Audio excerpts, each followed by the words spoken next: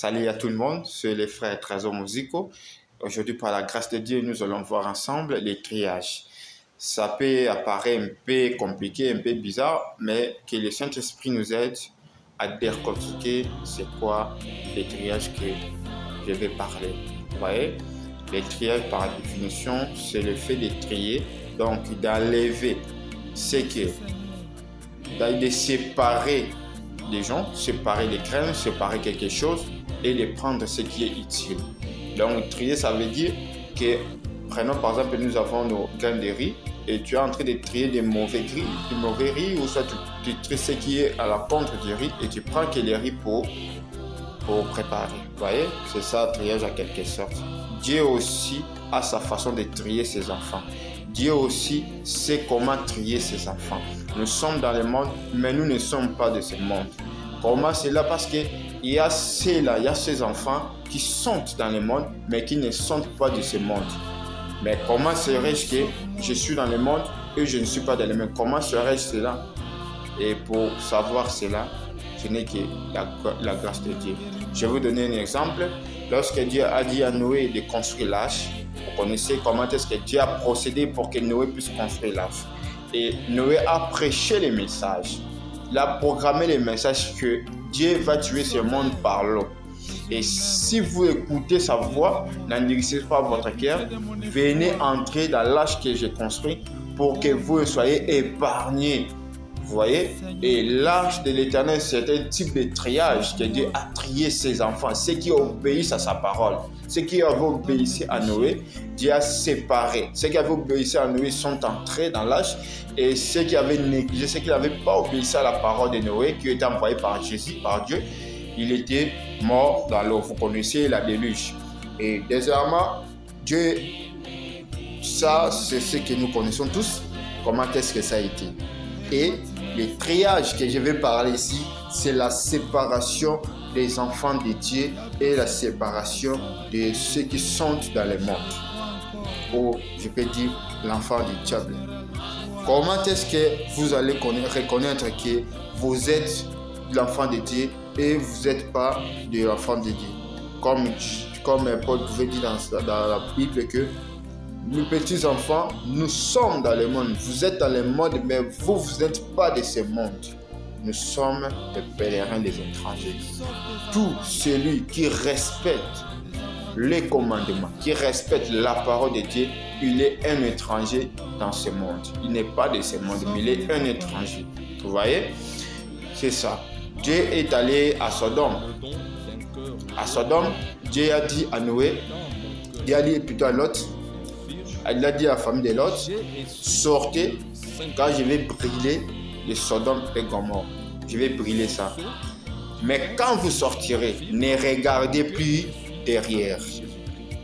Et c'est un type que Dieu voulait distinguer leur cœur. Il voulait distinguer, séparer en fait ceux qui obéissent à sa parole et ceux qui n'obéissent pas à sa parole. Vous voyez? Et vous savez la suite. Noé courait avec ses enfants. Mais la femme de Noé, elle voulait regarder. Le prophète Branham a dit, elle n'avait pas complètement retourné derrière, mais elle a juste pensé à ce qu'elle avait, à ces biens qu'elle a laissés, à tout ce qu'elle a laissé. Elle a voulu déjà avoir l'idée de tourner derrière ses incrédulités. Vous voyez? Et nous connaissons tous qu'elle était restée la statue de pierre, de ciel. Vous voyez? Donc, le triage de Dieu, ça se fait à plusieurs reprises, à plusieurs façons. Si, par exemple, que tu écoutes la voix de Dieu et que tu indexes ton cœur, tu vois que tu n'es pas l'enfant de Dieu. Dieu va te séparer. Dieu va te mettre à côté et il prendra que ses enfants. Vous voyez? Il prendra que ses enfants. Et ce que nous devons savoir, qu'à ce temps de la fin, dans ce temps de la fin, Dieu a envoyé un prophète par un message pour préparer sa venue. Vous voyez? Avant d'arriver ici, je vais vous rappeler encore ce qui est dans la Bible, qui est écrit dans Malachie 4. Je vous enverrai lire les prophètes pour ramener le cœur du père au fils et le cœur du fils au père. Jean-Baptiste était venu, c'est lui qui était Élie. Il a programmé, voici l'agneau de Dieu qui ôte les péchés du monde. Mais les gens n'ont pas crié à Jésus-Christ. Les gens n'ont pas crié à cet agneau qui ôte le péché du monde. Les gens n'ont pas crié à ça. Vous voyez? Les gens n'ont pas crié. Ils ont jeté Jésus, ils ont tué Jésus. Vous voyez? Mais Pierre les a dit, après avoir le Saint-Esprit a dit, c'est le Messie que nous avons entendu, c'est celui-là que vous avez tué. Vous voyez? Donc, dans les temps-là, les pharisiens ont rejeté la parole qui était prêchée par Jean-Baptiste. Et puis, Dieu les a séparés. Vous voyez? Ils sont aveugles, ils n'ont pas reconnu la grâce de Dieu qui était faite par eux. Vous voyez? Et nous connaissons la suite. Et je reviens maintenant là où j'étais. Dans ces derniers temps, les temps de la fin, vous voyez, Dieu a envoyé un prophète, qui a l'esprit d'Élie, pour ramener le cœur des pères au fils. Le cœur des fils plutôt au père. Nous, les enfants, et nos pères, ce sont les apôtres. Vous voyez, Dieu voulait assez qu'à ce temps ici, nous reconnaissons qui est Christ, que nous reconnaissons la valeur de Christ, la grâce qui a été donnée par Jésus, afin que nous, les enfants, nous ayons, ou soit nous arrivons à voir le cœur de Père. La foi que les pères avaient, nos pères, ce sont des apôtres. Vous voyez? Ce qui est écrit dans la Bible. Et dans ce temps ici, il y a un message. Et ce message, c'est comme un filet. Le message est répandu sur la terre. Partout, les gens connaissent ce message qui est venu à travers le frère William Mario Branham. Bien sûr, qui était déjà mort. Mais l'homme est mort, mais le message n'est pas mort. Le message, c'est l'Esprit de Dieu. Le message, c'est l'Esprit d'Élie qui est encore vivant jusqu'à présent. Donc, si tu crois que Jésus revient bientôt, et si tu crois que Dieu va tuer ce monde, mon cher, n'endurcissez pas votre cœur. N'endurcissez pas votre cœur. Acceptez la grâce qui toque dans ta porte. Jésus a dit, je suis devant ta porte de ton cœur. Si je toque, si tu ouvres, j'entrerai et je souperai avec toi. Mais si tu ne veux pas ouvrir la porte, je partirai. Alors, veux-tu négliger la grâce de Dieu par les plaisirs de ce monde? Veux-tu négliger la grâce de Dieu pour les choses de ce monde? Or, la Bible nous dit, petit enfant, vous êtes dans le monde, mais vous n'êtes pas de ce monde. Notre terre, notre ville est en haut. Un jour, nous partirons. Nous sommes comme l'aigle qui déambule avec les poussins, les petits poussins. Un jour, quand sa maman criera, l'aigle se sentira et l'aigle écoutera la voix et dira non, non, ça, ce n'est pas la voix que j'ai attendue. Ça, c'est une autre voix. Et quand ça sera une autre voix, c'est par là que Dieu nous dit, sortez au milieu de mon peuple, afin que vous ne partiez point à ces péchés. C'est ce matin ou je ne sais pas quelle heure que vous nous suivez, Dieu te dit, sortez au milieu d'eux, afin que tu ne participes pas à ces péchés. Les diables rôdent sur cette terre. Ils cherchent qui dévorer. Mais si nous sommes encore ceux que nous sommes aujourd'hui, ce n'est que par la grâce de Dieu. Si nous sommes encore ceux qui connaissent la vérité, ce n'est que la grâce de Dieu. C'est pourquoi Dieu te dit maintenant, quand tu écoutes cette exhortation, que sortez au milieu de mon peuple, afin que tu ne participes pas à ces péchés à leur flot. Dieu va frapper le monde. Très bientôt. Toi, Laodicée, c'est l'époque où nous vivons. Tu te vois ce qui est écrit c'est écrit dans l'Apocalypse. Dans l'Apocalypse 3, par grâce de l'Apocalypse 3, il nous dit, toi Laodicée, tu penses que tu es riche, tu penses que tu es bien habillé, tu penses que tu as besoin de rien.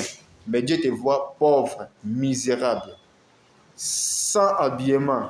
Mais Dieu te conseille, toi Laodicée, à l'âge que nous vivons, toi les enfants, toi les gens de ce monde, la nation, l'époque où nous vivons, c'est ça Laodicée. Dieu nous conseille de venir près de lui, afin que nous ayons la recherche, afin qu'il nous donne l'habillement, afin qu'il nous donne la sagesse et la connaissance.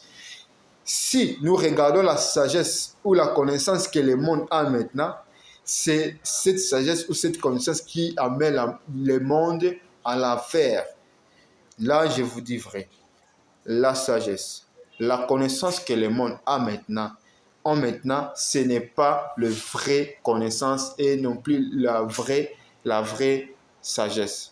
La vraie et la seule sagesse, c'est qu'on trouve auprès de Dieu. C'est ce que Salomon avait, la sagesse de Dieu. Vous voyez?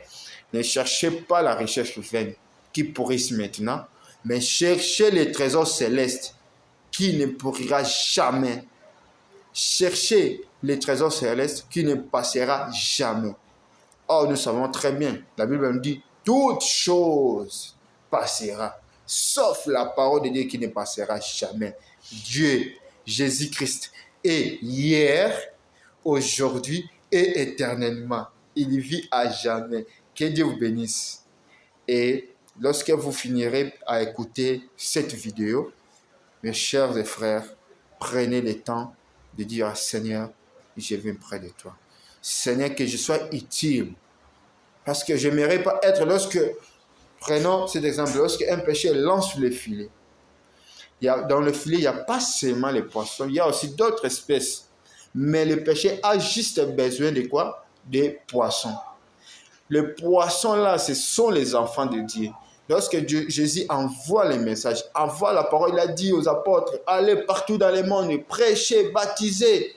Vous voyez, Jésus a donné un message, Jésus a donné un mot d'ordre à ses enfants d'aller baptiser, prêcher, exhorter, tout ça, ce que nous sommes en train de faire pour que toi et moi, nous ayons la foi qui nous permettra d'être tout près de Dieu. Vous voyez? Et cette foi-là, c'est ce qui te rendra utile. Lorsque Jésus va trier, il te trouvera avec cette foi et à travers cette foi, il va te mettre à sa droite. Et ce qui sera à sa gauche, il le jettera dans l'enfer. Veux-tu être l'épouse de Christ?